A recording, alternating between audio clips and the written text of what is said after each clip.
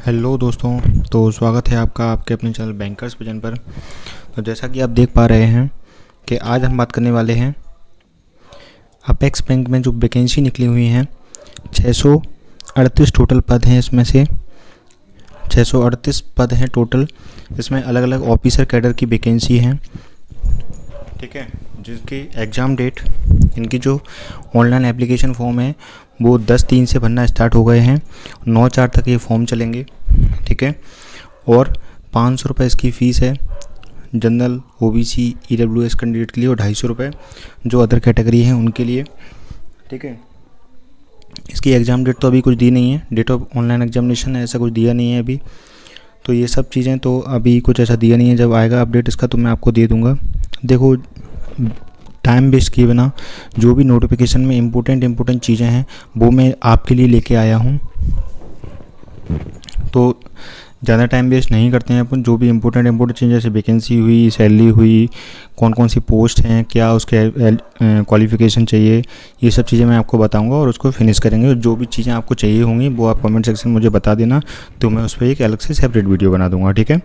तो चलिए हम बात करते हैं अब वैकेंसी, इसमें जो पोस्ट हैं उसकी। तो देखिए, इसमें अलग अलग कम से कम इसमें 13 पोस्ट हैं, जिसमें जो सबसे ज़्यादा पोस्ट हैं वो ब्रांच मैनेजर की पोस्ट हैं।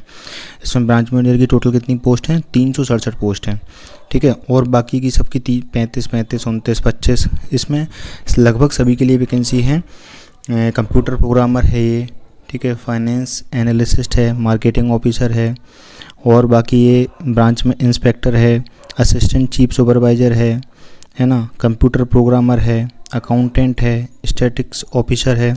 लगभग सभी जो ऑफिसर ग्रेड के पद होते हैं वो सभी की वैकेंसी है इसमें। लेकिन सबसे ज़्यादा पद जो हैं वो ब्रांच मैनेजर के हैं। तो ब्रांच मैनेजर के पद काफ़ी अच्छे भी हैं और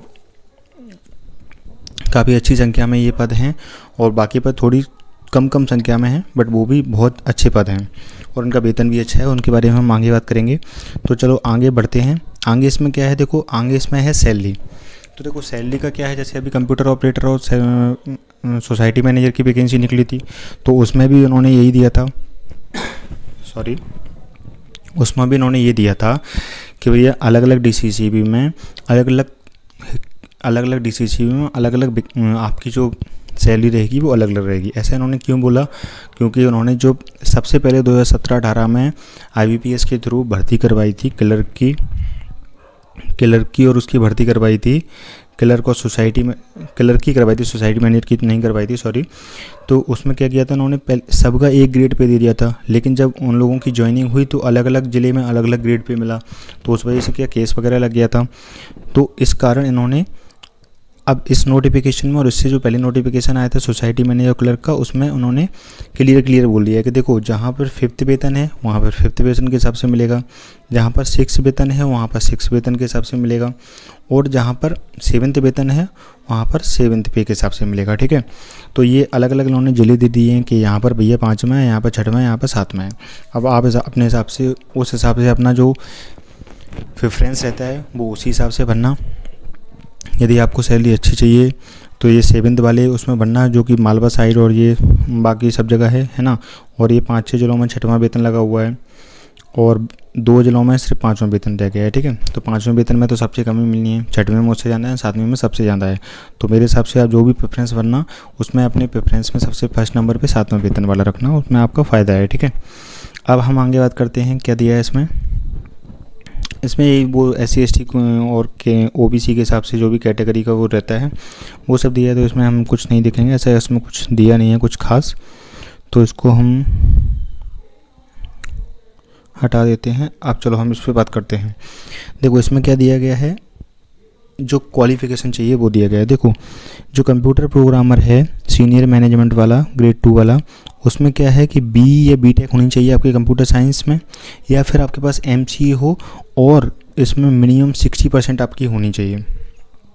तो ये देखो इन्होंने क्या बोल दिया है, ये 60% वाला इन्होंने क्राइटेरिया दे दिया है, ठीक है।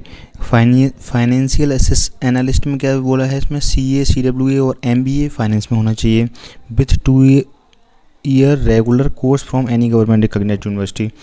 तो इसमें सब में MBA मांगा है। मार्केटिंग ऑफिसर में भी इन्होंने MBA मांगा है 60% से, 60% तो सब में ही है। इंटरनल ऑडिटर के लिए भी क्या मांगा है ना, CA हो या ICWA हो या फिर MBA हो आपके पास फाइनेंस में 60%। ये 60% वाला ध्यान रखना कि 60% वाला इन्होंने सब में ही मांगा है।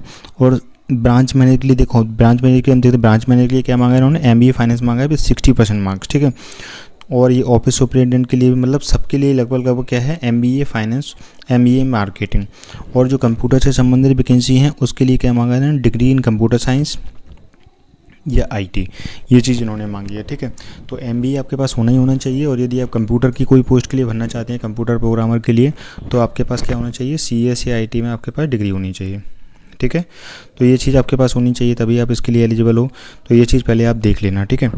और अब हम आगे बात करें तो देखो ये पे स्केल की बात रही, तो इन्होंने देखो क्लियर बोला है कि पे स्केल 7th पे वाला है।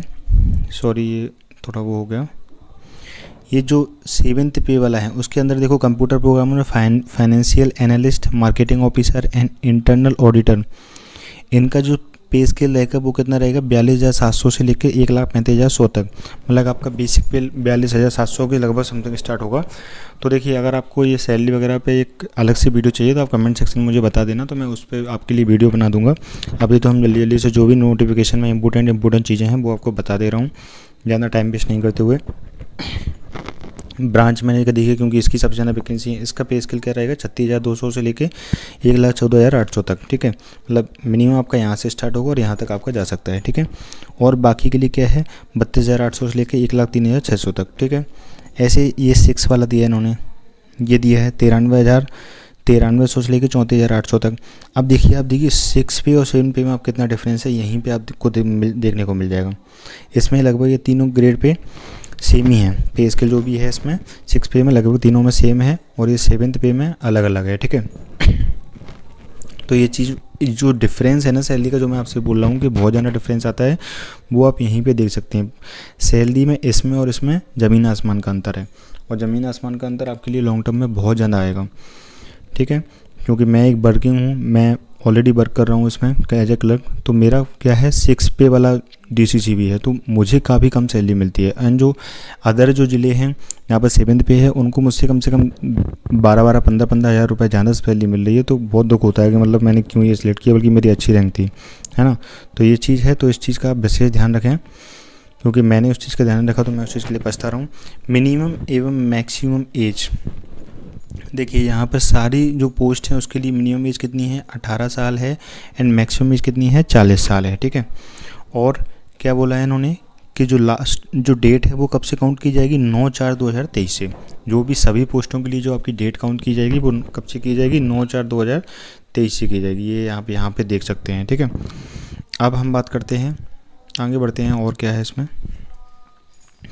अब देखिए ये क्या है, इसमें रिलैक्सेशन है, वो आप समझ ही सकते हैं, 5 साल, सॉरी, ये इसमें रिलैक्सेशन दिया है 5-5 साल का, है ना। बस ये इसमें एक एक्स्ट्रा दे दिया है कि जो भी एम्प्लॉई हैं ऑलरेडी वर्किंग, जैसे मैं वर्किंग हूँ तो मुझे 5 साल की एक्स्ट्रा छूट मिलेगी, है ना। मैं भले ही जनरल से आता हूँ तभी मुझे 5 साल की छूट मिलेगी। या कोई भी जो पैक्स में वर्किंग है, बैंक कोई भी DCC में वर्किंग है रेगुलर बेसिस पे, तो उसको 5 साल की अलग से छूट मिलेगी। ये इन्होंने अच्छा कर दिया है यहाँ पे।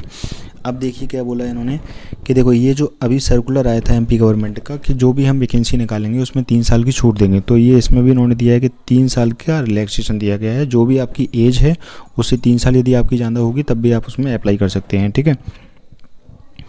अब हम बात करते हैं आगे क्या है इसमें, ठीक है। आगे तो यही है इसमें जो भी, हाँ देखो ये जो MP गवर्नमेंट का टंटा चल रहा है कि हर कोई भी वैकेंसी निकालते हैं, ये पहले वैकेंसी निकालो, ठीक है, उसको कोर्ट में ले जाओ और कोर्ट में ले जाके उसको अटका दो।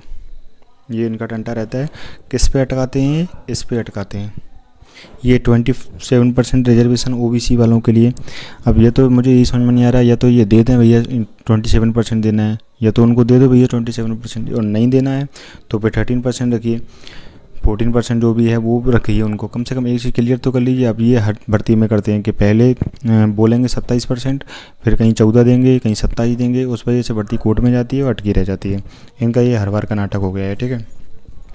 तो ये चीज़ इन्होंने यहाँ भी बोल दी है। इसमें इन्होंने क्या बोला है कि 14% तो अभी हम ले लेंगे और 13% को क्या करेंगे, हम होल्ड पे रख देंगे। जब हमारा कुछ डिसीजन आ जाएगा कोर्ट का, उसके बाद हम कुछ देखेंगे कि हमें क्या करना है उनका, ठीक है। ये अब हम आगे बात करते हैं, आगे क्या है इसमें। हाँ, आगे देखो इसमें क्या है, सिलेबस की बात आ गई। तो देखो सभी पोस्टों के लिए लगभग क्या है, एक ही है ये चीज़।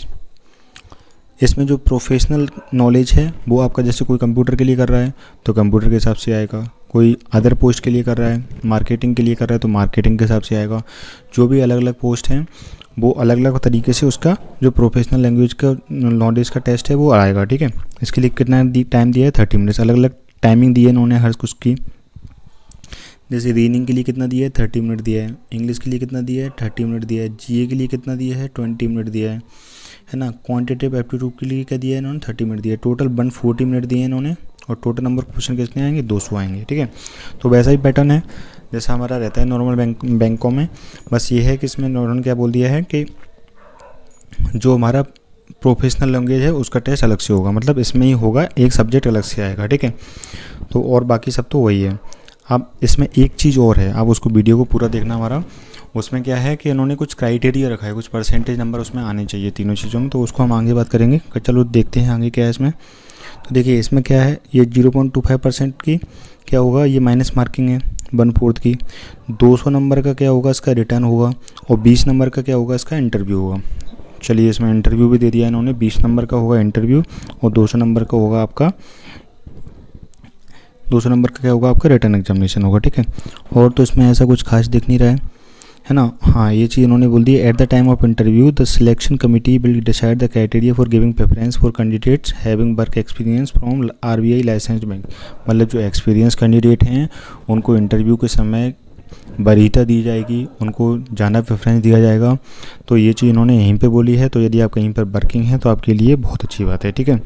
और एक चीज़ इन्होंने बोला है कि वेटिंग लिस्ट भी आएगी इसकी, जितनी भी वैकेंसी हैं, जैसे 638 वैकेंसी हैं तो 319 कैंडिडेट आपकी किस्मत क्या दिए जाएंगे, वेटिंग लिस्ट में लिए जाएंगे, ठीक है। वेटिंग में लिए जाएंगे, पूरा बन नहीं पा रहा उस पर। वेटिंग लिस्ट में कितने कैंडिडेट जाएंगे, 319 कैंडिडेट जाएंगे। तो ये अच्छी अपॉर्चुनिटी है कि आपको थोड़ा बहुत कम भी रह जाता है, क्योंकि देखो इसमें क्या रहता है, बहुत सारे लोग छोड़ देते हैं इसको, इसमें ज्वाइन करते हैं, उनको कुछ बेटर मिल जाता है तो वहाँ पे चले जाते हैं। तो ये चीज़ है एक। तो चलिए आगे क्या है और हम देखते हैं। हाँ, ये हमारा शायद लास्ट पेज है। हाँ, अब इसमें देखो क्या है, प्रोसेस ऑफ अराइविंग स्कोर। ये सबसे ज़्यादा इम्पोर्टेंट है, प्रोसेस ऑफ अराइविंग स्कोर, जो मैंने आपको बताया था कि मैं लास्ट में बताऊंगा आपको। इसमें देखो क्या दिया है इन्होंने, cut off for writing examination are applied in 3 stages. 3 stage में इसका अप्लाई होगा, जो कट ऑफ होगा। On score of English language, देखो ये जो इंग्लिश लैंग्वेज का इन्होंने दिया है, एक तो इसके बेसिस पे होगा, ठीक है, इंग्लिश के बेसिस पे होगा एक तो ये, on score of English basis, English language और professional knowledge and total score. 3 चीज़ों पे हमारा ये डिपेंड करेगा कि जो हमारे जो रिजल्ट देंगे, ये 3 चीज़ों का क्राइटेरिया रखा है इन्होंने, इंग्लिश का, प्रोफेशनल नॉलेज का और टोटल मार्क्स का। देखो क्या रखा है इन्होंने, final selection of the candidate will be on the basis of marks obtained in the written examination interview. Candidates will have to obtain minimum 30% marks in English language. 30% किस में चाहिए, इंग्लिश में चाहिए। इंग्लिश में कितने चाहिए, 30% चाहिए, है ना। और 40% marks in professional language. Professional language में कितना चाहिए, प्रोफेशनल नॉलेज में कितना चाहिए आपको, 40% मार्क्स चाहिए। And 40% of the aggregate to considered as past qualified. और टोटल जो जैसे 200 नंबर का पेपर है तो 40% मतलब 80 नंबर आपके टोटल आने चाहिए। तो ये इन्होंने इम्पोर्टेंट क्राइटेरिया रखा है, ठीक है। और इन्होंने क्या बोला है, candidate will also have to score minimum 40% marks in written examination specialise subject test to qualified for interview. और तो मतलब 40% मार्क्स मतलब सब्जेक्ट में जो भी इनका स्पेशलाइज सब्जेक्ट है, मतलब जो प्रोफेशनल नॉलेज है उसमें 40% मार्क्स तो आपके कंपलसरी हैं। अब इसकी हम देखो आगे बात कर लेते हैं, खाली पेज पर बात कर लेते हैं।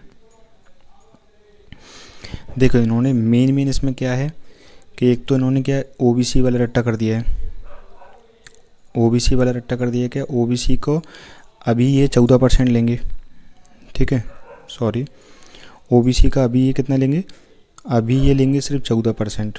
13% को क्या करेंगे, ये होल्ड पर रखेंगे, 13% होल्ड पर रहेंगे, ठीक है। अब दूसरा क्राइटेरिया क्या है कि टोटल क्या है, टोटल 200 है, जिसमें से आपके 80 नंबर तो कंपलसरी हैं, 40%, ठीक है। ये मैं यहाँ पर मिटा दे रहा हूँ, ये पूरा मिटा देता हूँ इसको। क्या बोला इन्होंने कि टोटल में से आपके कितने मार्क्स आने चाहिए, 40%, ठीक है। इंग्लिश में कितने आने चाहिए आपके, 30%। और जो प्रोफेशनल लैंग्वेज है, प्रोफेशनल है, उसमें आपके कितने आने चाहिए, 40%। मतलब ये इन्होंने 3 क्राइटेरिया कर दिए हैं। यदि आप 3 क्राइटेरिया पे खड़े नहीं उतरते हैं तो आप भले ही कितने ही नंबर लेके क्यों ना आ जाएं, लेकिन आपका सिलेक्शन नहीं हो पाएगा। तो ये चीज़ इन्होंने इसमें अलग से बोली है, ये चीज़ इन्होंने अलग से जोड़ी है, क्योंकि ये दोनों तो जो पहले भी एग्ज़ाम हुए हैं उसमें भी था। ये इसमें प्रोफेशनल नॉलेज वाला इन्होंने अलग से जोड़ दिया है कि इसमें 40% मार्क्स आपके होने चाहिए।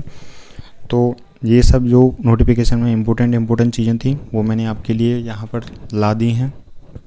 आपको वीडियो अच्छे लग रहे हो, हमारे इन्फॉर्मेशन जो हमारी है वो ऑथेंटिक लग रही हो, तो वीडियो को लाइक कर दीजिएगा, शेयर कर दीजिएगा एंड सब्सक्राइब कर दीजिएगा। ये चीज़ें कहने की नहीं होती हैं, यदि आपको अच्छी लग रही हैं तो आपको खुद ही कर लेना चाहिए कि आपका क्या ही जा रहा है उसमें।